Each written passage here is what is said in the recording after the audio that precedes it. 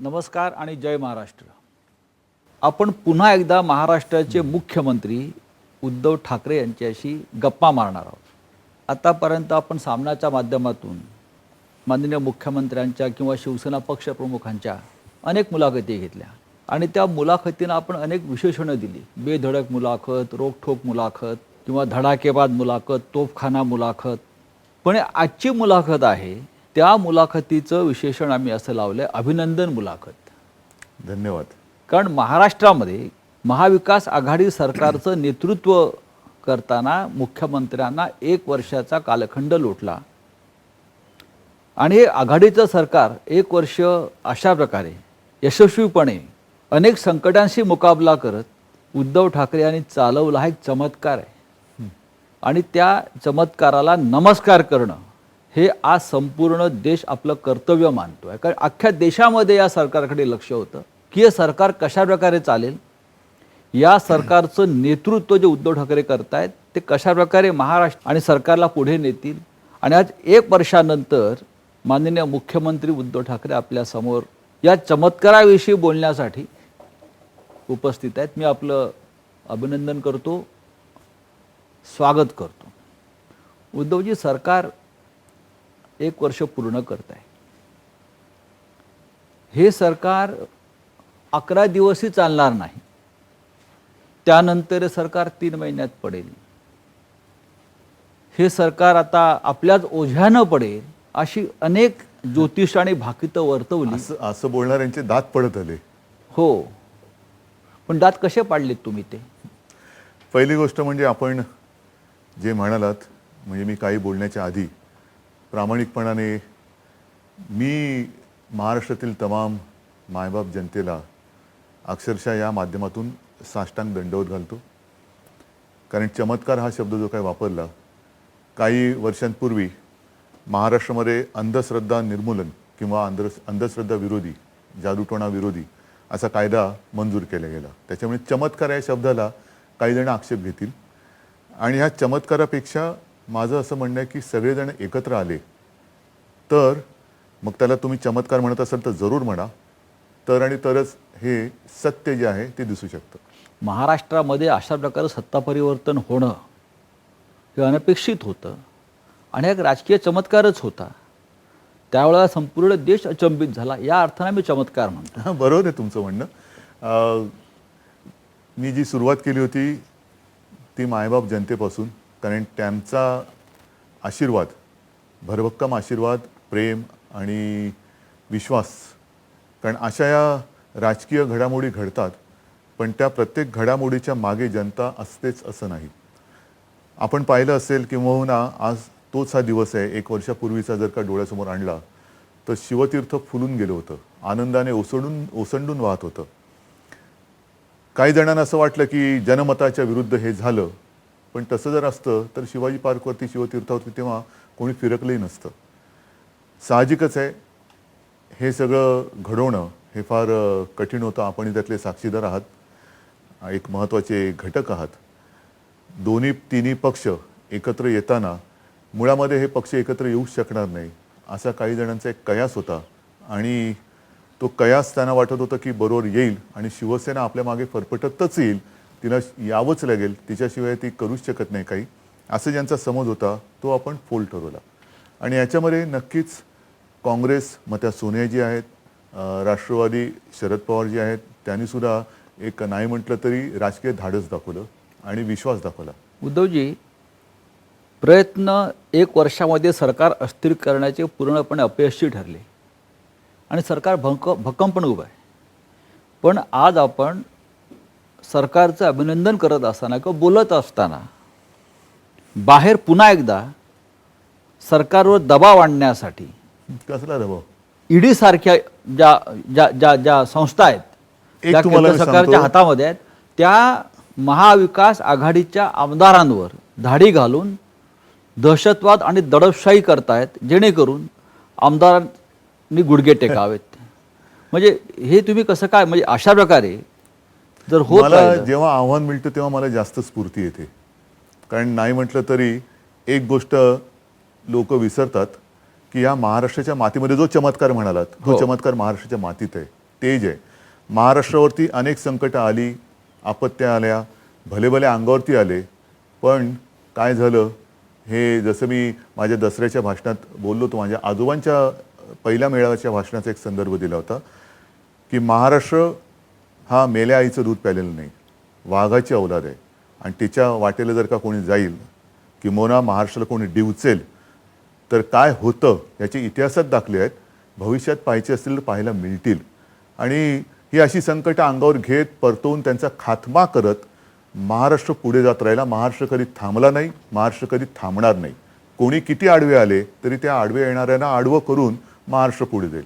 म्हणून माझं म्हणणं आहे, आव्हानांना जर आव्हान देऊन जर हे तुम्ही सूडचक्र करत असाल तर सूडचक्रामध्ये आम्हाला जायची इच्छा नाही. कारण तुमच्या सूडचक्राला आम्ही म्हणता ना हिंदुत्ववादी, तर मग ठीक आहे, सूडचक्र तुमच्याकडे, आमच्याकडे सुदर्शन चक्र आहे, आमच्याकडे पण चक्र आहे, आम्ही मागे लावू शकतो.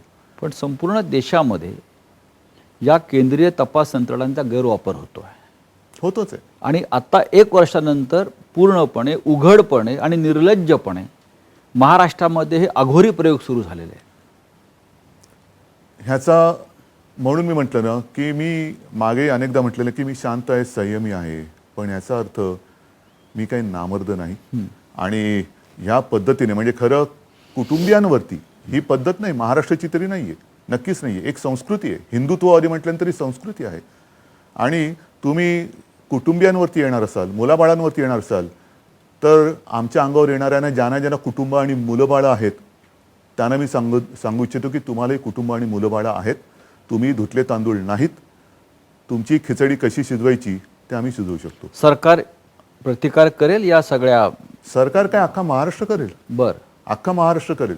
कारण महाराष्ट्रात हा कधीच विचार रुजलेला नाही आहे. सूडाचा विचार, शत्रूला पराभूत करणं हा आहे. पण ह्या पद्धतीने कारण नसताना अशा प्रकारचा प्रतिकार ममता बॅनर्जींनी फार ताकदीनं केला होता. करणार ना, बंगाल आहेच. कारण बंगाल आणि महाराष्ट्राला एक परंपरा आहे, क्रांतिकारकांची परंपरा आहे. त्याच्यामुळे क्रांती आणि पराक्रम ह्या मातीमध्येच आहे, मातीतच जन्माला येतो. म्हणूनच तर महाराष्ट्राला आपण छत्रपती शिवाजी महाराजांचा महाराष्ट्र का म्हणतो? कारण त्यांनी नुसतं स्वराज्य नाही स्थापन केलं, तर अन्याय किंबहुना हे जे काय उपरे अंगावरती येतात आक्रमक, त्यांचा फडशा कसा पाडायचा ती शक्ती आणि एक प्रेरणा आपल्याला दिलेली आहे. म्हणून माझं म्हणणं असंच आहे की राजकारण राजकारणासारखं करा. त्याच्यामध्ये जर का तुम्ही केवळ सत्तेचा दुरुपयोग करून अंगावर येणार असाल तर सत्ता सर्व काळ कोणाकडे राहत नाही. मागे त्यांच्याबद्दल कसं सगळं चाललं होतं आणि त्याही केसेस कशा होत्या, काय होत्या, आणि तेव्हा शिवसेना प्रमुखांनी कसं त्यांना वाचवलं होतं, ह्याचं थोडं जरी भान त्यांना असेल तर काळ कसा बदलू शकतो. आणि याही काळामध्ये सत्ता ही केवळ खुर्चीत बसलो असतो म्हणून नाही आहे, तर जनता ही मोठी एक ताकद आणि खरी सत्ता ती असते, ती आमच्यासोबत आहे. पण ईडीचा वापर केल्यामुळे किंवा सीबीआयचा वापर केल्यामुळे, आता सीबीआयला आपण आता वेसण घातलेली आहे. का घातली? का घातली? कारण जेव्हा जेव्हा दुरुपयोग तुम्ही करायला लागलात, खरं सीबीआय काय, ईडी काय, त्याच्यावरती राज्याचा अधिकार नाही? आम्ही देतो ना नावं, आमच्याकडे आहेत नावं, मसाला तयार आहे, पूर्ण तयार आहे. पण सुडाने जायचं का? मग जनतेने आपल्याकडनं काय अपेक्षा ठेवायची? सुडानेच वागायचं असेल तर मग तुम्ही 1 सूड काढा, आम्ही 10 सूड काढतो. हा जो मसाला आपल्याकडे आहे त्याला फोडणी कधी देणार? म्हणून मी म्हटलं ना की एकदा सुडाने वागायचंच आहे का? माझी आजही प्रामाणिक इच्छा आहे की हे असे विकृत बुद्धीचे चाळे तुम्ही करू नका. कारण विकृती ही विकृती असते. त्याच्यामुळे त्या मार्गाने आम्हाला आज तरी जायची इच्छा नाही. आम्हाला भाग पाडू नका. उद्धवजी, या सरकारला 1 वर्ष झालं, म्हणजे 1 वर्षाचं पान उलटलं. कसं वाटतं आपल्याला?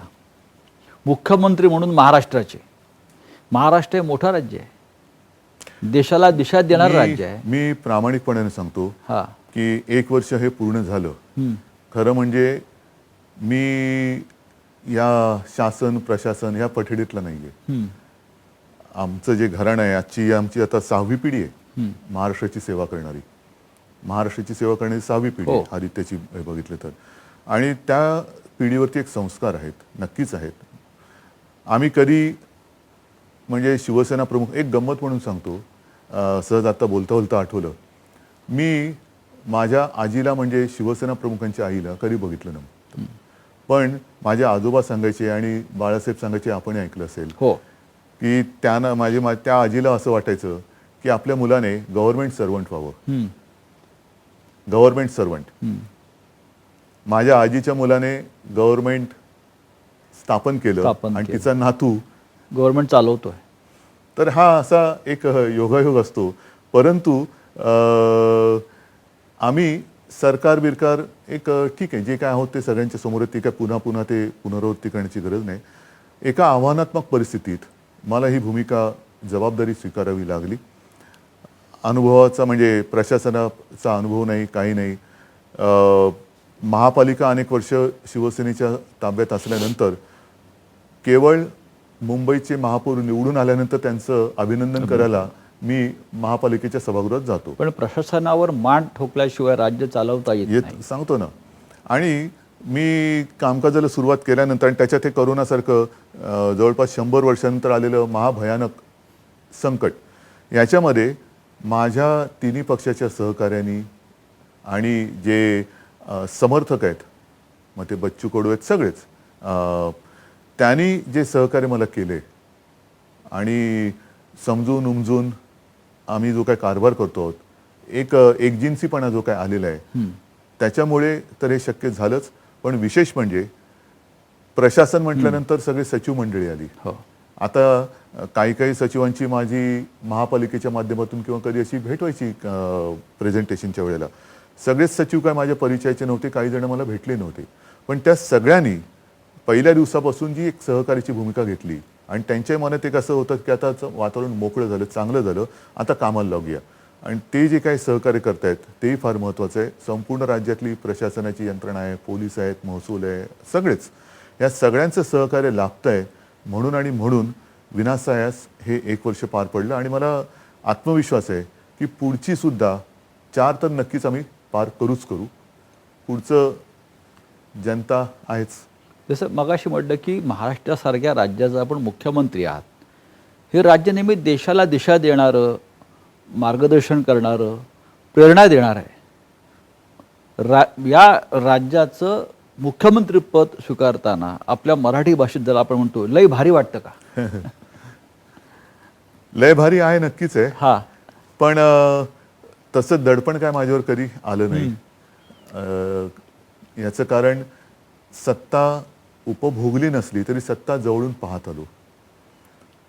आसपासचे सगळे मग ते बंदोबस्तापासून सगळं हे शिवसेना प्रमुखांमुळे हे पहिल्यापासून पाहत आलो. साधारणतः ही सत्ता काय आहे जवळून पाहत आलेलो आहे. त्याच्यामुळे दडपण असं कधी आलं नाही. तुमच्या जीवनात वर्षभरात काय बदल झाला? वर्षभरामध्ये एक मोठा बदल झाला. तो मी माझ्या शिवसैनिकांपासून भेटीसाठी थोडासा दुरावलो. प्रत्यक्ष भेटी. आणि त्याला कारण केवळ मुख्यमंत्री पद नाही आहे, साहजिकच आहे करोना हे जे काय लावून बसलोय आपण, माझी कुटुंब माझी जबाबदारी, त्याच्यामुळे सगळ्यांच्याच गाठीभेटी ह्या थांबल्या होत्या. पण गेल्या काही दिवसापासून मी पुन्हा प्रथम माझ्या पदाधिकाऱ्यांना भेटायला तर सुरुवात केलेली आहे. आणि हळूहळू कारण जर का मी एकदम सगळं ओपन केलं, उघड केलं, तर मला त्यांच्याही जीवाची काळजी आहे. कारण ते उत्साहात येतात. महाराष्ट्राचे मुख्यमंत्री म्हणून जसं मगाशी आपल्याला विचारला प्रश्न मी की आपल्या जीवनात काय बदल झाला, पण महाराष्ट्राने एक असा मुख्यमंत्री पाहिला गेल्या वर्षभरामध्ये की महाराष्ट्राचा मुख्यमंत्री हा स्वतः ड्रायव्हिंग करत मंत्रालयात किंवा सह्याद्रीवरती किंवा वर्षावर जातो. हे चित्र महाराष्ट्रात पंढरपूरला आपण गेलात, इतका 7-8 तासाचा जास्त प्रवास करत, ड्रायव्हिंग करत, हे चित्र कधी महाराष्ट्रानं पाहिलं नव्हतं. हे चित्र तसं प्रेरणादायी आहे, तसं गमतीचं सुद्धा आहे. आणि मुख्यमंत्र्यांचे पाय जमिनीवर आहेत हे दाखवणार आहे. जमिनीवरती आहेत, क्लच वरती आहे, ब्रेक वरती आहे, एक्सिलेटर वरती पण आहे आणि हातामध्ये स्टेरिंग पण आहे. तर ड्रायव्हिंग तुम्ही का करताय अजूनही? त्याची सुरुवात म्हणजे काय आता सुरुवात नाही केली. अनेक वर्ष मी गाडी चालवतो. नाही, मुख्यमंत्री आहात म्हणून सांगतो. त्याच्यानंतर हे करोनाचे एक संकट आलं. साहजिकच आहे थोडंसं एक अंतर ठेवा, गाडीमध्ये जास्त माणसं नको. मग मी म्हटलं माझे सरकारी चालक आहेत त्यांना पण किती आपण दडपून ठेवायचं. बंधनं ठेवायची, मग प्रत्येक वेळेला त्यांची टेस्ट करा. तर त्यावेळेत ही सुरुवात केली आणि आता ती कंटिन्यू आहे. पण असं काय नाही की मी गाडी चालवतच राहीन.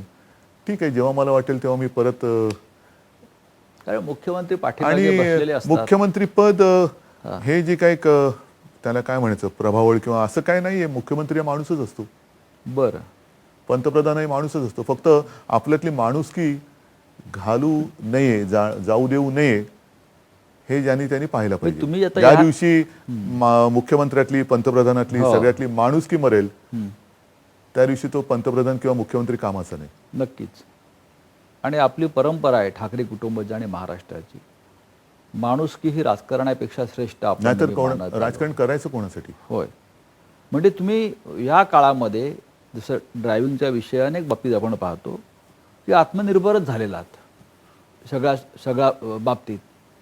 पण महाराष्ट्र आत्मनिर्भर कधी होणार? कारण मी असं पाहतोय गेल्या वर्षभरामध्ये आपलं सरकार आल्यापासून केंद्राचं आपल्याला अजिबात सहकार्य मिळत नाही आहे.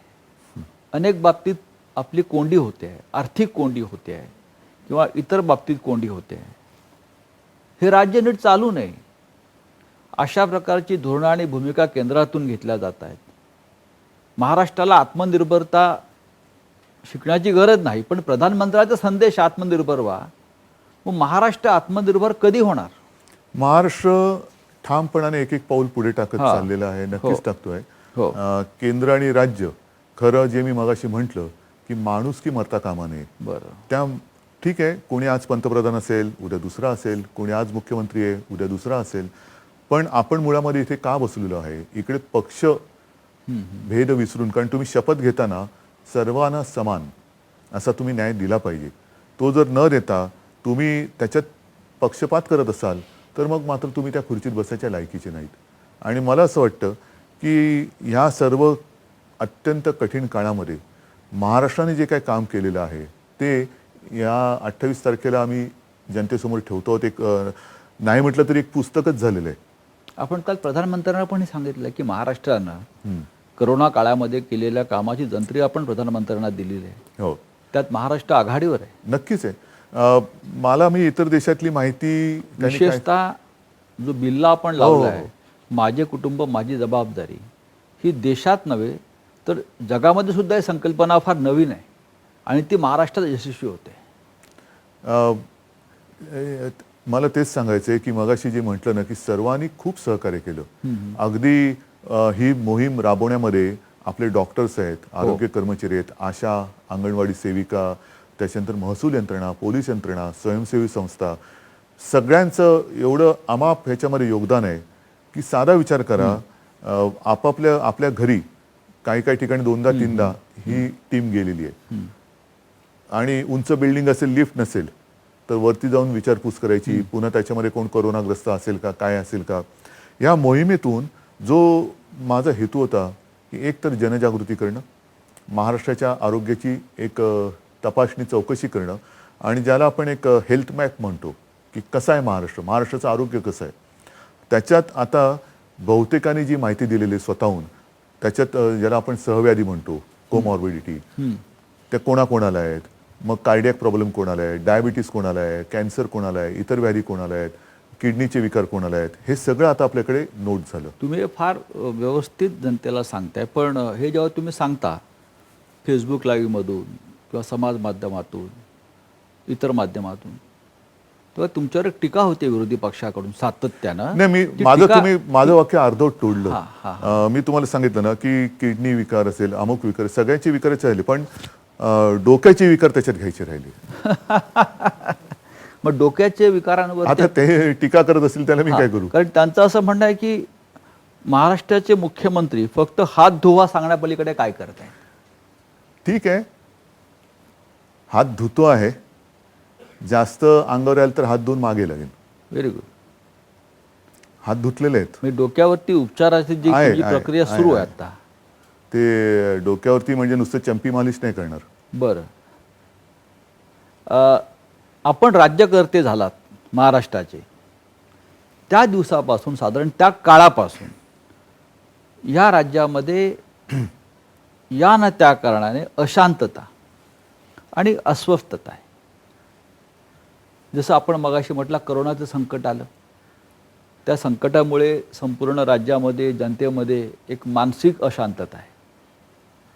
मग निसर्ग वादळ आलं, पुरासारखी परिस्थिती निर्माण झाली आणि त्यात परत अतिवृष्टी झाली. पूर्व विदर्भात होय पूर आला. होय. अजूनही करोनाचा धुमाकूळ संपलेला नाही, त्याच्यामुळे ही अशांतता, ही अस्वस्थता यापुढे कायम राहील असं वाटतं आपल्याला. जर का 2 मिनिटं थोडंसं करोनाच्या बाबतीत विषयांतर किंवा हे होणार नसेल तर मी सांगेन की साधारणतः 1918 साली फ्लूची साथ आलेली, त्याला स्पॅनिश फ्लू म्हणतात. हो. आणि त्यात सुद्धा मला नीट अजून मी माहिती काढतोय, पण 2-2.5 वर्ष ती साथ राहिली होती जगभर. आणि आपल्या देशामध्ये साधारणतः 1 कोटीच्या आसपास जनता मृत्युमुखी पडली होती. 2-2.5 वर्ष ही साथ चालली होती. त्याच्यानंतर ही दुसरी साथ आलेली आहे. आत्तापर्यंतचे आकडे हे आहेत, ते आजचे आकडे, कालचे आकडे हे आहेतच. आणि लाटामागून लाटा येत आहेत, लाटामागून लाटा येत आहेत. म्हणून मी असं म्हटलं की लाटा म्हटल्यानंतर समुद्र किनाऱ्याची आठवण येते. समुद्र किनारा इतर वेळेला खूप छान असतो, वारा येत असतो, छान सूर्यास्त सूर्योदय दिसत असतो, पण लाटा बघून पुढे जायचं असतं. आणि एक लाट गेल्यानंतर दुसरी येते आहे आणि मग सावधानता बाळगणे हे आपलं कर्तव्य आहे. ह्या मोहिमेतून माझे कुटुंब माझी जबाबदारी, आपण जनजागृती आणली, जनतेच्या आरोग्याची चौकशी केली, योग्य ती उपचारांची सोयसुद्धा केली, आरोग्य सुविधा आपण निर्माण केलेल्या आहेत. पण इतर वेळेला स्वतःची खबरदारी स्वतः घ्यायला पाहिजे. ही जी मोहीम राबवली त्याच्यामध्ये आता वॅक्सिनवरती काल माननीय पंतप्रधानांनी एक व्हिडिओ कॉन्फरन्स घेतली. अजूनही कोणतं वॅक्सिन हातात आलेलं नाही, कधी येईल माहिती नाही. त्यांचा दौरा आहे पुण्यात. हो, पुण्यात दौरा आहे, पण अजूनही त्यांनीच काल सांगितलं काहीच नाहीये. मग ते का पुढच्या या दौऱ्यात मला माहित नाही काय साध्य 100 होणार आहे. देशाचे राजदूत घेऊन हो, चांगलं आहे, प्रधानमंत्री पुण्यात येत आहेत. चांगल्या कामाला आम्ही नेहमी शुभेच्छाच देतो आणि चांगलं काम त्यांनी करावं. त्यांनी सुद्धा करोनाच्या बाबतीत मी त्यांना तेच सांगितलं की देशासाठी एक धोरण ठरवा. आणि हेच सांगत होतो की मग ह्या विषयावरती काल पण चर्चा झाली की लस कधी येणार माहिती नाही, आपल्या 12 कोटी जनतेला टप्प्याटप्प्याने द्यायची, मग प्राधान्याने कोणाला द्यायची. मग त्यांना बहुतेक ज्या कंपन्या आहेत त्यांच्यात बूस्टर डोस आहे, म्हणजे प्रत्येकाला 2दा तरी ह्या लस द्यावी लागणार. म्हणजे त्याला खूप वेळ जाणार आहे. आणि ती लस दिल्यानंतर प्रतिबंधात्मक शक्ती किती दिवसानंतर येणार आणि किती काळ टिकणार ह्याच्यावरती उत्तर नाही. म्हणजेच काय की मास्क लावा, अंतर ठेवा आणि हात धुवा. हात धुवून मागे लागायचं की नाही हा ज्याचा त्याचा प्रश्न. पण ह्या 3 गोष्टी ह्या व्हायरसपासून आपल्याला दूर ठेवतात, हे आता जागतिक सत्य आहे. उद्धवजी, पण ह्यामुळे आपण आता राज्याचा विचार करू. देश मोठा आहे, प्रधानमंत्री म्हणतायत करोनाचं संकट हे दुसऱ्या विश्वयुद्धापेक्षा भयंकर आहे, प्रधानमंत्री मान्य करतायत. पण महाराष्ट्रामध्ये उद्योग, रोजगार, आर्थिक अशा सगळ्या क्षेत्रामध्ये फटका बसतोय. सगळं जगभर आहे. हां, आणि त्याच्यामुळे असं होत आहे की नव्याने आपण निर्बंध लादले तर या महाराष्ट्राच्या जनतेमध्ये एक उद्रेक होण्याची शक्यता सतत व्यक्त केली जाते. मला नाही वाटत. आणि ह्याचं कारण का, एक तर नवीन निर्बंध नको असतील तर जनतेने ही त्रिसूत्री पाळावी आणि काही प्रमाण सोडलं तर बरेचशी लोक ती पाळतात. कारण ही बंधनं जी आहेत ह्याच्याशिवाय तरुणोपाय नाही आहे. आणि लॉकडाऊन सुद्धा जो मुद्दा होता, विषय होता की मोना जर तुम्ही म्हणता पुढे लावावं लागेल का, तर आपण काय पत्करणार, आयुष्य की धोका. आणि मला असं वाटतं की आता जवळपास सगळं महाराष्ट्रामध्ये आपण उघडलेलं आहे, ते पुन्हा बंद करावी अशी माझी काय कोणाचीच इच्छा नाही आहे. पण बंद होऊ न देणं हे आपल्या प्रत्येकाचं काम आहे.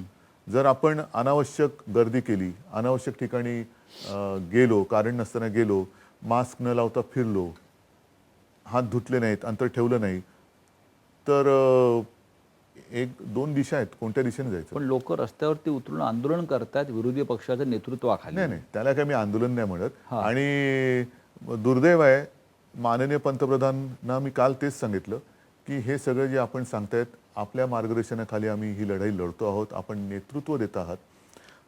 आम्ही या सगळ्या गोष्टी करत असताना काही राजकीय पक्ष मात्र रस्त्यावरती उतरून सगळे नियम मोडून आंदोलनं करतायत. अशा सर्व राजकीय पक्षांच्या नेत्यांना आपण असंच मार्गदर्शन करावं आणि समज द्यावी. तुम्ही असं म्हटलं की राज्यातील भाजप नेत्यांना इंजेक्शन दिलं पाहिजे. असं नाही म्हटलं मी म्हटलं आता ते म्हणजे डोस दिला पाहिजे एक चांगला, विरोधी पक्षाला म्हणतोय मी. नाही, शेवटी राजकारणाला सुद्धा एक सीमा आहे. हा, राजकारणाला सुद्धा सीमा आहे. प्राथमिकता काय आहे? जनता. आणि त्या जनतेचं आयुष्य, आरोग्य ह्याची जर का तुम्हाला जबाबदारीचं भान नसेल तर मग तुम्ही राज्यकर्ते किंवा राजकारणी कसे? पहिली मूलभूत तीच गोष्ट आहे की जर कोणाला जनतेच्या जीवाची पर्वा नसेल तर तो राजकारणात राहू कसा शकतो?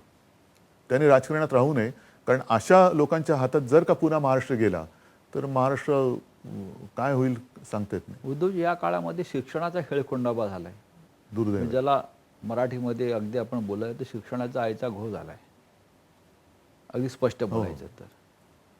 आणि महाराष्ट्र हे शिक्षणाच्या बाबतीमध्ये अत्यंत अग्रेसर प्रगत राज्य आहे. महाराष्ट्रातली विद्यापीठं असतील, शैक्षणिक संस्था असतील, याने उत्तम दर्जाचं शिक्षण देऊन देशात आणि जगाला उत्तम लोक निर्माण करून दिले आहेत. तर या शिक्षणासंदर्भात भविष्यामध्ये सरकार कोणती भूमिका घेणार आहे? आपण आटोकाट प्रयत्न करतोय विविध मार्गाने शिक्षण सुरू ठेवण्याचा. साहजिकच आहे, ह्या सगळ्या कालावधीत वर्क फ्रॉम होम हा एक प्रकार नव्याने उदयास आला. एकूण काय, माझं प्रामाणिक मत असे, कदाचित मी गेल्या आपल्या मुलाखतीत पण बोललो असेल की करोनाने आपल्याला भूतकाळात नेलं की भविष्यकाळात? माझं मत आहे भविष्यकाळात नेलं. ह्याचं कारण ज्या काही सोयी सुविधा आपण ज्याच्यावरती संशोधन झाले आणि उपलब्धता आहे त्याचा वापर आपण असं म्हणत होतो की उद्या घरात बसून सगळं हे करता येईल, ते आज आहे. आणि ते जर का केलं तर ह्या सगळ्या गोष्टी चालू राहतात. म्हणजे मी सुरुवातीच्या काळात असं वाचलं होतं, लेख आले होते चीनच्या संदर्भात. चीनच्या संदर्भात आपल्याकडचे म्हणजे काही मराठी लोक तिकडे राहत आहेत, त्यांनी लिहिलेले लेख होते. त्यांनी असं सांगितलं त्यांच्या लेखात की या सर्व काळामध्ये लॉकडाऊन अतिशय कडक होता त्यावेळेला. चीन आता त्यातून बाहेर पडलं, तिथे काय आता बातमी येत नाही, कारण चीननी काही का असेना शिस्त पाळली असेल किंवा पाळली म्हणा, पाळवून घेतली असेल. पण त्या काळामध्ये चीननी बाकी गोष्टी एवढ्या ह्या मजबूत करून ठेवलेल्या की त्यांचं तसं कुठे अडलं नाही. शिक्षण अडलं नाही, कामकाज अडलं नाही, सगळं वर्क फ्रॉम होम चालू राहिलं. म्हणून त्यांचं अर्थचक्र नाही म्हटलं तरी चालू राहिलं असं त्या लेखामध्ये होतं. मग या गोष्टी अजूनही आपण प्रयत्न सुरू केलेला आहे महाराष्ट्रामध्ये. शेवटी कसं आहे की ऑनलाईन शिक्षण आपण प्रयत्न करतोय जिथे जिथे शक्यता असेल. आता तसं आपण निर्णय घेतलाच होता की 9वी ते 12वी शाळा उघडा, पण अनेक देशात जिथे सगळं ओपन केलं होतं तिथे त्यांच्या शाळेतल्या शिक्षकांचं विद्यार्थी कोरोनाग्रस्त झाले, मग पुन्हा बंद करावं लागलं. आणि हा जीवाशी खेळ होतोय, जीवाशी खेळ होतो. म्हणून मला असं वाटतं, मी काल जे माननीय पंतप्रधानांना आवाहन केलं की संपूर्ण देशासाठी एक धोरण ठरवा. प्रत्येक राज्य म्हणजे हे राज्य उघडं आहे, हे राज्य बंद आहे, इकडे वाढलं म्हणून हे बंद, इकडे कमी झालं म्हणून हे उघडं, मग उद्या इकडे वाढणार पुन्हा तिकडे. त्याच्यापेक्षा एकदा काय तो एक तुम्ही हे घालून द्या की पुढचं वर्ष आपल्याला सुरक्षितपणाने कसं काढायचं आहे. मग शिक्षणाच्या बाबतीत सुद्धा राज्याने आणि केंद्राने एकमेकाच्या सहकार्याने काहीतरी केलं पाहिजे. काय तुम्ही करू शकता? टी व्ही चॅनल्स देऊ शकता का? ऑनलाईनमध्ये सुद्धा आम्हाला त्वरेने तुम्ही ह्या नेटवर्किंगच्या सुविधा करून देता का? आपण करतोच आहोत. पण ही परिस्थिती जी आहे, जो मुद्दा तुम्ही मगाशी काढला होता, हे खरंच आहे की साधारणतः मी दसऱ्याच्या भाषणात माझ्या म्हटलं होतं की 38,000 कोटी हे केंद्राकडे बाकी आहेत. त्याच्यानंतर एक 4-5 हजार कोटी आले, पुन्हा त्याच्यात भर पडली, ते आता पुन्हा 37-38 हजार कोटीच्या आसपास गेलं. हो, पण त्याच्यामुळे महाराष्ट्राचा विकास खुंटतो आहे. आहेच ना. शेतकऱ्यांचे प्रश्न प्रलंबित आहेत. खरं म्हणजे शेतकऱ्यांना मदत नीट होत नाहीये. नाही, मदत होते आहे, नक्कीच होते. शेतकऱ्यांच्या बाबतीत मी मुद्दामून एक गोष्ट सांगेन. आता सगळ्या गोष्टीमध्ये परिस्थिती बिकट आहे, नक्कीच बिकट आहे. त्या बिकट परिस्थितीत सुद्धा आपण जे काय करता येणं शक्य असेल ते करून सर्वांचं समाधान करण्याचा प्रयत्न करतो. परंतु सुरुवात जी आपण केली होती त्याच्यात मला एका गोष्टीचं नक्की समाधान आहे की आपण साधारणतः 29.5 लाख शेतकऱ्यांना, ज्यांचं पीक कर्ज 2 लाखापर्यंत आहे, त्यांचं कर्ज विनासायास आपण त्यांना मुक्त केलं होतं. तर इथून सुरुवात केली होती. कारण मुख्यमंत्री होण्याआधी आपण एक खूप मोठं स्वप्न शेतकऱ्यांसाठी घेऊन हो, आणि त्यांच्यासाठी सुद्धा आता ज्या योजना आपण आणतो आहोत, एक बदलत्या काळाप्रमाणे आपण काय बदलायला पाहिजे, आपली शैली बदलायला पाहिजे का?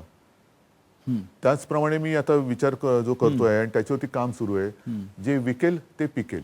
हो, म्हणजे काय की ज्याला बाजारपेठ आहे तेच पिकवा. ज्याला बाजार- मागणी आहे हो, तेच पिकवा. बाजारपेठ कशी निर्माण करणार? बाजारपेठेसाठी सुद्धा ह्या सगळी ती मोठी योजना आहे. ती योजना आहे आणि त्या योजनेला आपण आता अंतिम स्वरूप आपण जवळपास आणलेलं आहे की ज्याला मागणी आहे का, कोणत्या ह्याला मागणी आहे, मग ते कुठे चांगलं तयार होतं, मग साधारणतः शेतकऱ्यांना एकत्र करून त्यांची गटशेती किंवा असं काही करता येईल का, मग त्यांना कोणत्या दर्जाचं पीक ज्याला मागणी आहे तसंच त्याला बी बियाणं द्यायचं, कोणत्या हवामानात ते होतं, कोणत्या जमिनीत ते होतं, असं करत तो एक एक विभागवर ते करायचं आणि मात्र त्याला मार्केटिंगची सुद्धा बाजारपेठेची सुद्धा सुविधा उपलब्ध करून द्यायची. तर ह्या सगळ्या गोष्टीवरती विचार चालू आहे. म्हणजे तो, कारण काय होतं की कर्जमुक्त एकदा केला तरी बिचाऱ्याला पुढच्या वर्षी कर्जाचा डोंगर घ्यावाच लागतो. त्याला कर्जाशिवाय म्हणजे एकदा त्याला बाजारपेठ दिली म्हणजे हमी भाव म्हणतो ना, त्याच्याऐवजी हमखास भाव. उद्योग आणि रोजगार हे अत्यंत दोन महत्त्वाचे विषय महाराष्ट्रामध्ये नाही तर हो. अख्ख्या देशामध्ये आहेत. हो बिहारची अख्खी निवडणूक विधानसभेची ही रोजगार या मुद्द्यावर लढवली गेली. तेजस्वी यादवाने सुरुवात केली, ती भारतीय जनता पक्ष आणि जनता दल युनायटेडला सुद्धा तो विषय घेऊन निवडणूक लढवावी लागली. महाराष्ट्रामध्ये भविष्यात रोजगार निर्मितीचा विषय तुम्हाला किती गंभीर वाटतो? कारण आहे ना, आज पण- उद्योग बंद आहेत. नाही, आज सगळे उद्योग बंद नाही आहेत. आपण जवळपास सगळे उद्योग सुरू केलेले आहेत. जवळपास सगळे उद्योग सुरू केलेले आहेत. महाराष्ट्रामध्ये तुम्हाला सर्वांना कल्पना आहे की साधारणतः जूनच्या महिन्यात 17,000 कोटी आणि त्याच्यानंतर साधारणतः 35,000 कोटीचे सामंजस्य करार केले. ठीक आहे, सामंजस्य करार म्हणजे प्रत्यक्ष उद्योग सुरू नाही झाला, पण तो करताना नुसत्या सह्या नाही ठोकल्या. त्या उद्योगांना आपल्याकडे आकर्षित करण्यासाठी आपण उद्योग क्षेत्रामध्ये काही आमूलाग्र बदल केलेले आहेत. म्हणजे ज्याला आपण म्हणतो उगाच परवान्यांचं सगळ्या अडथळ्यांची शर्यत ती कशी कमी करता येईल, त्याच्यानंतर काही अनावश्यक परवाने लागतात ते रद्द करता येतील का. नंतर एक गोष्ट मी आपल्याला नक्की सांगतो की सुरुवातीला जे आपण 15-17 हजार कोटीचे MOUs केले त्यातले जवळपास 60-70% काम हे पूर्ण झालं. कशाने? त्यांच्या ज्या प्राथमिक गोष्टी असतात, जागा देणं बिणं, ह्या सगळ्या पूर्ण झाल्या. पण महाराष्ट्रातून उद्योग पळवायचे प्रयत्न सुरू आहेत. पळू दे ना, करू दे ना प्रयत्न. मला त्याच्याबद्दल काय नाही, जे ज्यांना पळवण्याचा प्रयत्न करायचा ते जरूर करू दे. मला माझ्या महाराष्ट्राबद्दल अभिमान आणि आत्मविश्वास आहे, त्याच्यामुळे मी त्यांची चिंता नाही करत. त्यांना दुसरं ते काय करू शकतात, पळवण्याखेरीज दुसरं काय करू काही शकतात? केंद्रीय प्रकल्प असतील. केंद्रीय प्रकल्पात हा सुद्धा सत्तेचा दुरुपयोग आहे. हो, जिकडे नीट चाललेलं सगळं आहे ते तुम्ही तुमची सत्ता म्हणून आज तुम्ही नेणार, उद्या आमची आल्यावरती आम्ही परत आणणार. म्हणजे मुंबईसारख्या शहराचं महत्त्व कमी करणं किंवा महाराष्ट्राचं महत्त्व कमी करणं हे एक राष्ट्रीय धोरणच दिसतंय. करू द्या प्रयत्न, करू द्या प्रयत्न. महाराष्ट्र सरकार ते कसं काय रोखणार? महाराष्ट्र सरकार खंबीर आहे, हा. प्रयत्न करू द्या, हा. उलट करूच द्या. मला असं वाटतं उद्धवजी की आता सगळ्यात मोठी राजकीय लढाई कुठली असेल भविष्यातली, तर ती मुंबई महानगरपालिकेची आहे, जी महाराष्ट्राची राजधानी आहे. मला नाही वाटत. आणि कित्येक वर्ष या महापालिकेवरती भगवा आहे. शिवसेनेचा भगवा फडकतोय. हा भगवा उतरवण्याची भाषा आता फार जोरात सुरू झालेली आहे. म्हणून मी म्हटलं मला नाही वाटत. ह्याचं कारण का, हां की लढाई ही त्यांच्यासाठी आहे. हां माझ्यासाठी माझे मुंबईकर मला माहिती आहेत आणि गेले 20, 25, 30 किती वर्ष ते शिवसेनेवरती प्रेम करतायत, विश्वास त्याने दाखवलेला आहे. त्याच्यामुळे त्यांच्या विश्वासाची भक्कम तटबंदी या गडाला आहे. आणि म्हणून ज्यांना ही लढायची करायची खुमखुमी असेल त्यांनी त्या तटबंदीवरती डोकं आपटून बघावं. कारण नाही, त्यांचा भगवा सोडून द्या, हा. आधी तटबंदीवरती डोकं आपटून बघावं. कारण माझ्या मुंबईकरांच्या प्रेमाची आणि विश्वासाची भक्कम तटबंदी या मुंबईच्या महापालिकेच्या सभोवती आहे आणि तिच्यावर त्यांनी फडकवलेला भगवा मुंबईकरांनी तो त्याला कोणाला ते जवळपास पण येऊ देणार. कारण तो भगवा शुद्ध नाही असं त्यांचं म्हणणं आहे. तो भगवा शुद्ध नाही. आता शुद्ध नाही म्हणजे काय हे मी आता शोधायचा प्रयत्न करतोय स्वतः माझ्यासारखा माणूस सुद्धा. तुम्ही याची व्याख्या कशी कराल की हा भगवा शुद्ध नाही? भगवा शुद्ध नाही म्हणजे आता तुम्हीच तो अग्रलेखात मुद्दा म्हणलेला, बिहारमध्ये काय फडकवलेत, कोणतं फडकं फडकवलेत, हो, मग तिकडे काय नाही भगवा फडकवत तुम्ही. आणि जम्मू काश्मीरमध्ये भगवा तर ठीक आहे, तिकडे तिरंगा फडकवा ना, तिरंगा फडकवा ना हिंमत असेल तर. तिकडे नाही कोणाची डोळेवर करून बघण्याची हिंमत. आणि इतर ठिकाणी जे काय फडकवलं ती फडकी कोणती आहेत तुमची, ती शुद्ध आहेत का, कोणाकोणाबरोबर कशा युत्या केल्यात तुम्ही, कशी तडजोड केली. बिहारमध्ये संघमुक्त भारत म्हणणारा नितीश कुमार बरोबर तुम्ही युती केली, तो भगवा कोणता आहे तुमचा? आधी भगवा आहे का तुमच्याकडे? ते मोदी मुक्त भारत सुद्धा म्हणाले होते. म्हणाले होते तो त्यांना प्यार आहे. तर ही शुद्धतेची व्याख्या असेल तर आम्हाला नाही जमत. आम्ही जे करतो ते समोरासमोर करतो, मनात ठेवून काही करत नाही. उद्धवजी गेल्या वर्षभरामध्ये महाराष्ट्रात आणि देशात 3 मुद्दे गाजले. त्यातला पहिला, आणि त्याच्यावर चर्चाही खूप झाली, सुशांत सिंग राजपूतचा विषय फार गाजला. म्हणजे CBI लादलं त्यासाठी आपल्यावरती, आणि आज तो सगळा विषय बिहार इलेक्शन नंतर शांत संपला. याकडे तुम्ही कसं पाहता? मी त्यांच्याकडे काय म्हणू, मी करुण नजरेने बघतो. बरं. कारण ज्यांना प्रेताच्या टाळूवरचं लोणी विकण्याची गरज लागते ते राजकारणात राहण्याच्या लायकीचे नाही आहेत. कारण हे दुर्दैवाने त्याच्या एका तरुणाचा जीव गेला. हो. त्या गेलेल्या जीवाचं तुम्ही राजकारण करता. किती हीन पातळीवरती जातात, किती हीन पातळीवर. हे विकृतपेक्षाही घाणेरडं राजकारण आहे. म्हणजे ज्याला मर्द म्हणतो तो मर्दासारखा लढतो. तुम्ही एक दुर्दैवी जीव गेला, त्या गेलेल्या जीवावरती राजकारण करता. त्याच्यावरती तुमच्या शेकोट्या पेटवून तुम्ही रोट्या भाजता. ही तुमची लायकी, ही तुमची अवकात. दुसरा मुद्दा म्हणजे ती अभिनेत्री जी एक आहे, ते सोडून दे, मला त्या बोलायचं नाही. हा, तर मुंबईची बदनामी मला त्या अशा विषयावरती बोलायला मला वेळ पण नाहीये. हो. म्हणजे हा मुंबईकरांचा अपमान आहे.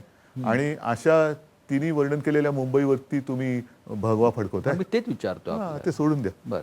आणि तिसरा महत्त्वाचा मुद्दा म्हणजे महाराष्ट्रामध्ये असा ओरड आहे झाली या निमित्तानं की महाराष्ट्रामध्ये अभिव्यक्ती स्वातंत्र्यावरती बंधनं लादली, बापरे, हल्ले झाले, बापरे, महाराष्ट्रामध्ये आणीबाणी सदृश्य परिस्थिती आहे.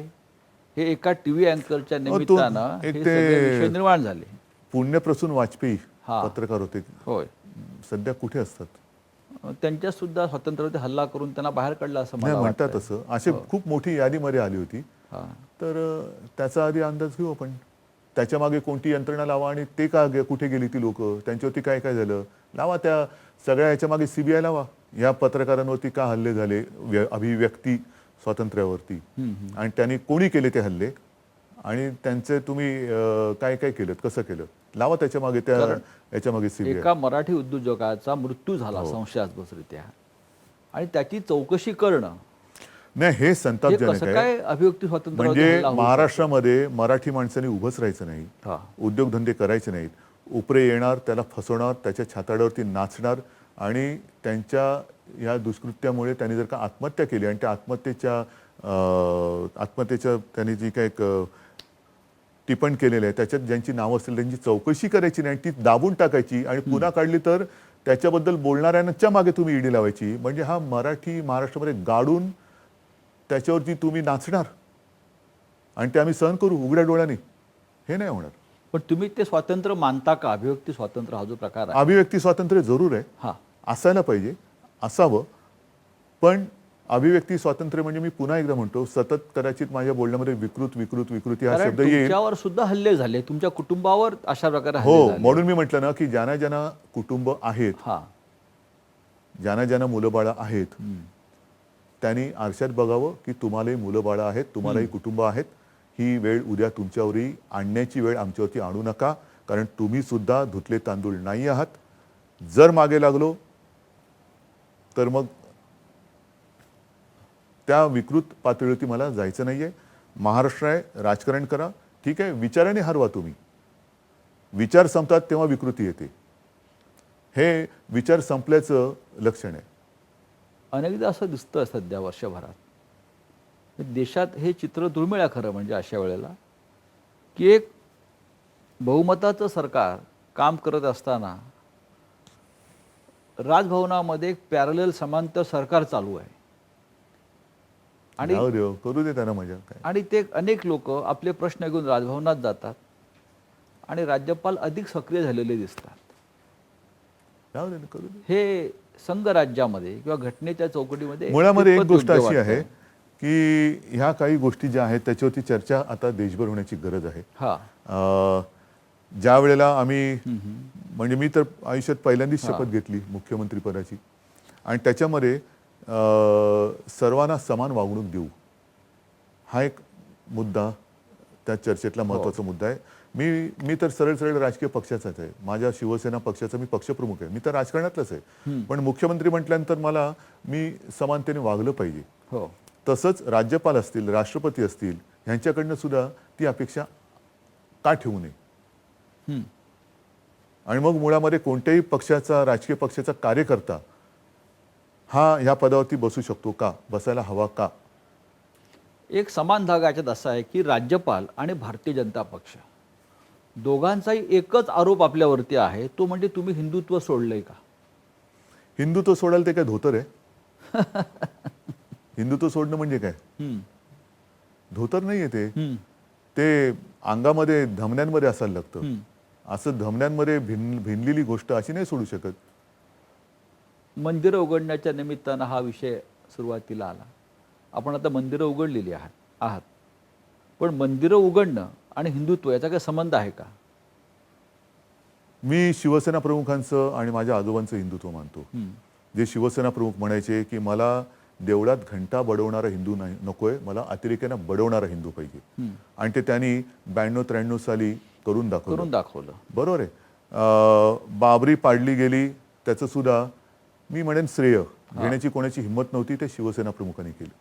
राम मंदिर सर्व ताकदीने सरकार आल्यानंतर बनवण्याची तुमची हिंमत नव्हती, ते कोर्टाच्या निकालामुळे तिकडे होते. राम मंदिर हे कोणी राजकीय पक्षाने त्याची हे घेऊ नये, श्रेय घेऊ नये, कारण तो न्यायालयाने दिलेला निकाल आहे, सरकारने नाही ठरवलेलं. मग हिंदुत्व म्हणजे काय? काय हिंदुत्व म्हणजे काय? पूजा अर्चा करणं आणि घंटा वाजवणं, थाळ्या बडवणं, त्यांनी करोना नाही जात. हे सिद्ध झालेलं आहे. हे सिद्ध झाले. तर उगाच कोणत्याही धर्माच्या आडून तुम्ही राजकारण करू नका. हिंदुत्व शिकवण्याच्या भानगडीत आम्हाला पडू नका.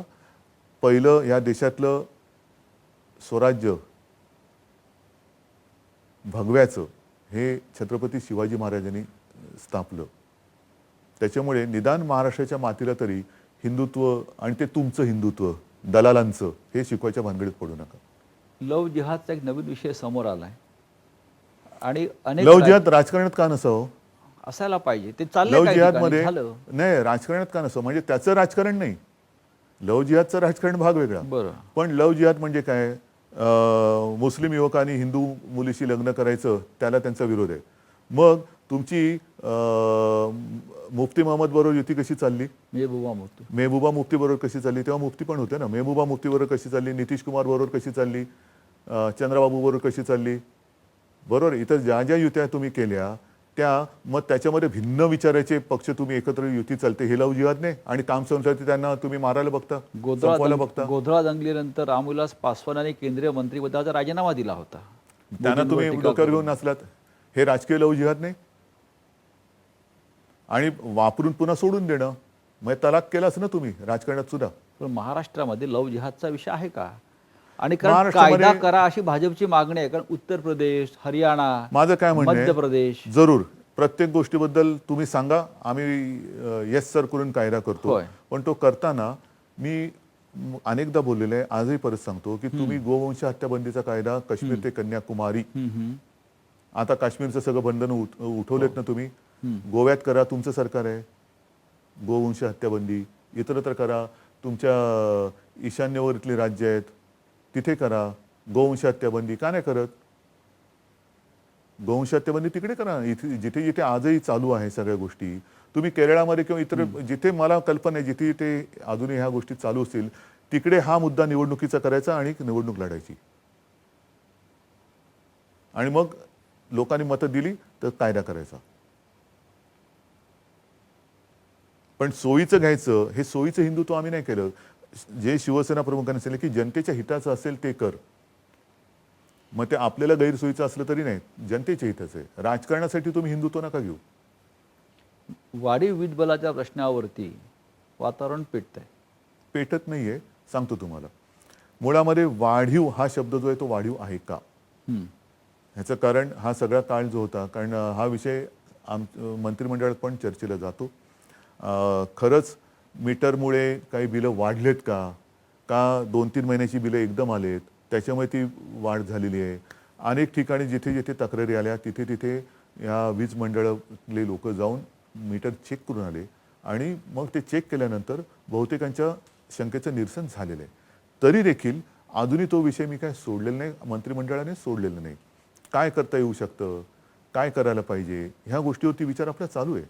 पण एक गोष्ट सांगतो, जे काय आता सगळे थैथयाट करायचा प्रयत्न करतायत, कारण त्यांच्यात आता काय ताकद तशी राहिलेली नाहीये, त्यांना मला एक दोन प्रश्न विचारायचे आहेत की साधारणतः जागतिक बाजारपेठेमध्ये तेलाचे भाव हे आज काय येतो, क्रूड तेलाचे क्रूड तेलाचे भाव पर लिटर, म्हणजे काल मी माहिती काढली, साधारणतः आज सुद्धा माहिती कन्फर्म करा, साधारणतः 20 रुपयाच्या आसपास आहे पर लिटर. होय. आणि आपल्याकडे 88 रुपये. होय. का नाही कमी करत, का नाही तुम्ही त्याच्यावरती आंदोलन करत? गॅसचे भाव पण वाढले होते मध्ये, गॅस सुद्धा सबसिडी होती ती काढली, पण क्रूड तेलाचे भाव कमी झाल्यानंतर सुद्धा आपल्या देशात पेट्रोल डिझेलचे भाव हे का चढते आहेत? ते झालं. त्याच्यानंतर तुमच्या लक्षात असेल 2014च्या आधी, आता बाकी जागतिक अर्थव्यवस्था वगैरे मला काय त्याच्यावरती बोलायचं नाही, पण तुमचं एक नाही म्हटलं तरी एक तो मुद्दा होता की डॉलर किती चढले. तेव्हा मला वाटतं 59 रुपये होता. आता किती झाला डॉलर? काय व्यवस्था तुम्ही केली? तर ह्या सगळ्या गोष्टी म्हणजे आमच्या अंगावर येण्याच्या आधी एकदा निदान बाहेर पडताना आरशात तोंड तरी बघा. पण काय झालंय, हल्ली बऱ्याच जणांना स्वतःचं तोंड आरशात बघितलं तरी बोंबालतात, ते भ्रष्टाचार झाला, भ्रष्टाचार झाला. सगळे अवाक होतात, अरे काय म्हणतो, स्वतःचं तोंड दिसतं आणि भ्रष्टाचार झाला? तुला नाही, आरशात भ्रष्टाचार आहे. म्हणजे गैरसमज नको व्हायला. विधान परिषदेच्या 12 जागांची निवड, आपण नावं तर पाठवलेत राज्यपालांकडे, जूनमध्ये या नियुक्त्या व्हायला हव्या होत्या खरं म्हणजे. हो, कारण त्यावेळेला माझं नाव गेलं होतं आधी. बरं. आणि तेव्हा हे एक कारण होतं की पुढच्या महिन्यात ते मुदत संपते, मग तेवढ्याच्यासाठी कशाला द्यायचं. मग आता तुम्ही एक मोठ्या कालखंडानंतर तुम्ही ती नावं पाठवली, दिलेत. त्यांच्या राज्यपालांचं अध्ययन किती काळ चालणार आहे? अभ्यास नाही, अभ्यासाला मर्यादा असतात ना. या काळात PhD मिळते, बघू, एखादा थिसिस सादर केला तर PhD मिळते, एखादी पदवी मिळते. तर अभ्यासाला मर्यादा आहेत असं वाटतं का आपल्याला या 12 जणांच्या? असायला हवी, पण ठीक आहे ना, बघू नये. एक लोक बघतायत ना सगळ्या गोष्टी. या सगळ्या ज्या काही गोष्टी चाललेल्या आहेत, म्हणजे आपल्यात एक असं म्हणतो आपण की मांजर डोळे मिटून दूध पितं, पण जगाचे डोळे उघडे असतात. आणि मी मागे पण म्हटलं होतं की हा महाराष्ट्र आहे, त्याचे डोळे उघडे आहेत, या महाराष्ट्राचा धृतराष्ट्र झालेला नाही. हे मी मागे पण म्हटलं होतं. त्याच्यामुळे महाराष्ट्र आहे आणि महाराष्ट्र आहे. 2 प्रमुख पक्ष सरकारमध्ये आपल्याबरोबर काम करत आहेत आणि 3 पक्ष हे जे आहेत सरकारमधले, आपण मगाशी म्हटलं चमत्कारच आहे, भिन्न विचाराचे 3 पक्ष आहेत. त्याला आपण समन्वय म्हणतो. समन्वय असल्याशिवाय अशी सरकारं चालत नाहीत. आघाडीचं सरकार चालवणं ही मोठी सर्कस किंवा कसरत आहे. तुम्हाला असं वाटतं की खरोखर कसरत आहे म्हणून? मी काहीतरी सांगावं म्हणून नाही सांगत आहे, हां, पण मला नाही वाटत कसरत. फार असं चित्र उभं केलं नाही, जातं. सांगतो. काय झालेलं आहे, कारण काही असेल, पण तिन्ही पक्ष आता एवढे मिसळून गेलेले आहेत. अगदी अजितदादा आहेत, बाळासाहेब थोरात आहेत, अशोकराव आहेत, कोणाकोणाची घेऊन नितीनराव आहेत, सगळे अगदीच जितेंद्र आहे, वडेट्टीवार आहे, सगळेच, हसन मुश्रीफ आहेत, नवाब भाई, सगळ्यांचीच नावं मला आता म्हणजे घ्यावीशी वाटतात, पण किती जणांची नावं घेऊ. पण सगळे एवढे माझ्याशी प्रेमाने आणि आपुलकीने वागतात आणि आदराने वागतात, आणि नाही, मुख्यमंत्री महोदय म्हणतील ते. तर मला आश्चर्य वाटतं की काही वेळेला कॅबिनेटमध्ये मी बघत असतो की अरे मला अनुभव नाही तरी मी बसले, सगळे लोक कालपर्यंत आपण एकमेकाच्या विरोधात होतो, पण आज ज्या आपुलकीने वागतायत, आदराने वागतायत. म्हणजे कॅबिनेटच्या परफॉर्मन्सवर तुम्ही खुश आहात? नक्कीच आहे, नक्कीच आहे. फार समजून सगळेजण छान वागतायत आणि अतिशय चांगलं चाललेलं आहे. शरद पवार हे या देशातले, राज्यातले, त्यांना 80 वर्ष पूर्ण होत आहेत आता. हो, म्हणजे प्रदीर्घ काळ त्यांचा अनुभव, हो. प्रदीर्घ काळ त्यांचं मार्गदर्शन सुद्धा सरकारला आहे. त्यांच्याविषयी भाजपच्या नेत्यांनी सांगितलं, जेव्हा ते आपल्याला काही गोष्टी सांगतात, की ते अत्यंत कमी उंचीचे नेते आहेत, त्यांची कुवतच नाही. ते लोकनेतेच नाहीत. जाऊ दे, अशा लोकांच्या या प्रतिक्रिया देणाऱ्या लोकांबद्दल बोलायची सुद्धा गरज नाही वाटत मला. म्हणजे त्यांचं कोणी काय सिरियसली नाही, ऐकू पण नाही, अशा ती लोक आहेत. नाही हा महाराष्ट्राचा सुद्धा आपल्या नेत्यांचा मान्य, पण बोलणाऱ्याची लायकी काय आहे? हम्म. कोणी काही बोलेल आणि काही ऐकायचं आणि काही बोलायचं, कशाला वेळ घालवायचा आपण? पुढल्या 4 वर्षातल्या आपल्या योजना काय आहेत? 1 वर्ष निघून गेलं या सगळ्या संकटात आणि माझी पुढली 4 पहिली- वर्ष ही अत्यंत महत्त्वाची आहेत. तर आपल्या प्रमुख योजना काय असतील असं वाटतं? बघा, मी तुम्हाला खरं सांगू, कोरोनाचं संकट हे केव्हा आलं? जेव्हा आपलं अर्थसंकल्पीय अधिवेशन सुरू होतं तेव्हा. अर्थसंकल्प सादर केला गेला आणि दाणकन बातमी आली, रुग्ण सापडले. त्याच्या आधीपासूनच ते सगळं चाललं होतं आणि वाढायला लागले. तिथून हळूवार आपण लॉकडाऊन करायला सुरुवात केली आणि त्यातल्या बऱ्याचशा योजना ह्या आपल्याला बाजूला ठेवाव्या लागल्या. आता त्या योजना, त्याच्यानंतर आता या अर्थसंकल्पात मांडण्याच्या योजना, त्याच्यानंतर एकूण आर्थिक परिस्थिती ह्या बघून एक एक योजना आपल्याला आखत आखत पुढे जावं लागेल. पण मला असं वाटतं, मगाशी तुम्ही जे बोललात तो फार महत्त्वाचा शब्द आहे, आत्मनिर्भर. आणि तेवढी ताकद महाराष्ट्रात नक्कीच आहे. म्हणजे महाराष्ट्रामध्ये लॉकडाऊनच्या काळात सुद्धा एवढे 1000 कोटी गुंतवणूक येते आहे, आली आहे, हे मोठं अभिमानाचं काम आहे, कौतुकास्पद आहे. आणि ते केवळ माझ्या एकट्याचं किंवा माझ्या सरकारचं असं मी म्हणत नाही आहे. ही महाराष्ट्राची प्रतिमा आहे. आणि ती प्रतिमा, हे जे काय मध्ये मध्ये उठवळपणा करणारे आहेत ना, पाकव्याप्त वगैरे बोलणारे, ह्यांनी किती जरी त्याच्यावरती चिखलफेक करण्याचा प्रयत्न केला तरी तो महाराष्ट्र हा जनतेच्या मनातून पुसला जाऊ शकत नाही. आणि असे किती उपरे नाचले तरी ती महाराष्ट्राची ओळख ते काय पुसू शकत नाही. तर हा महाराष्ट्राचा नाही म्हटलं तरी एक मोठा मी म्हणेन विश्वासाचा जो भाग आहे, तो घेऊन महाराष्ट्राला स्वतःच्या पायावरती जो उभा आहे, तो देशात तर असाही आहे, पण आणखीन तो जगाच्या पातळीवरती त्याची तुलना व्हावी अशा एका उंचीवरती महाराष्ट्र आपल्याला न्यायचं आहे. आपल्या निमित्तानं मंत्रालयावरती भगवा फडकलेला आहे, पण महाराष्ट्राचे मुख्यमंत्री मंत्रालयात जात नाही. ते कधी जाणार? महाराष्ट्राचे मुख्यमंत्री आता सुद्धा जाऊ शकतात. पण एक महत्त्वाचा मुद्दा सांगतो, शेवटी कामं होणं, एका ठिकाणी जाऊन बसणं म्हणजे सर्व काही नाहीये. तुम्ही जाऊन बसलात आणि केलं काहीच नाहीत. मी मागे सुद्धा बोललो होतो. म्हणजे काही न करता फिरणं आणि न फिरता बरंच काही करणं, ह्याच्यात फरक आहे. तसंच मंत्रालयामध्ये सुद्धा ह्याचं कारण मी स्वतःवरती का थोडीशी बंधनं घालतोय, कारण मी तुम्हाला सांगतोय की हे करू नका, ते करू नका, असं करू नका, आणि मी फिरतोय. कारण मी कुठेही जाणं म्हणजे सगळं लवाजमा येणं, गर्दी येणं. आता हळूवार या सगळ्या गोष्टी उघडलेल्या आहेत. आता उघडल्यानंतर मी माझं दिनचर्या, नाही तर कोरोना याच्या आधी माझा महाराष्ट्राचा दौरा सुरू होताच. कोकणात गेलो होतो, विदर्भात अधिवेशनच झालेलं आहे, सगळीकडे मी फिरत होतोच. उत्तर महाराष्ट्रात गेलो होतो. त्याच्यामुळे फिरणं हे काय मला नवीन नाही आहे. ते फिरलो नसतो तर शिवसेना वाढली नसती. मातोश्रीचं एक पावित्र्य आहे, महत्त्व आहे आणि प्रतिष्ठा आहे. वर्षा बंगल्याचा अनुभव काय आहे? एक सांगतो, ध्यानीमनी नसताना हे पूर्वजांच्या पुण्याने लाभलेलं वैभव आहे. महाराष्ट्राच्या मुख्यमंत्र्यांचं ते अधिकृत निवासस्थान आहे. अनेक जण स्वप्न पाहत पाहत बिचारी अशीच जातात. आणि मनापासून सांगतो की मी तिथपर्यंत कसा पोचलो हे अजूनही एक प्रश्नचिन्हच आहे. पण वर्षा आणि त्या वर्षा वास्तूमध्ये सुद्धा एक नाही म्हटलं तरी आपुलकी आणि जिव्हाळ्याचं असं ते वातावरण, त्या वास्तू बोलते आपल्याशी काही वेळेला. तर आणि मला असं वाटतं त्या वास्तूचे सुद्धा आशीर्वाद हे या सरकारला मिळालेले आहेत. वास्तूचे आशीर्वाद असायला लागतात, नाही तर उगाच कोणी गेलं आणि त्या वास्तूची काहीतरी अनादर केला तर त्या वास्तुदेवतेला सुद्धा ते बरं नाही वाटणार.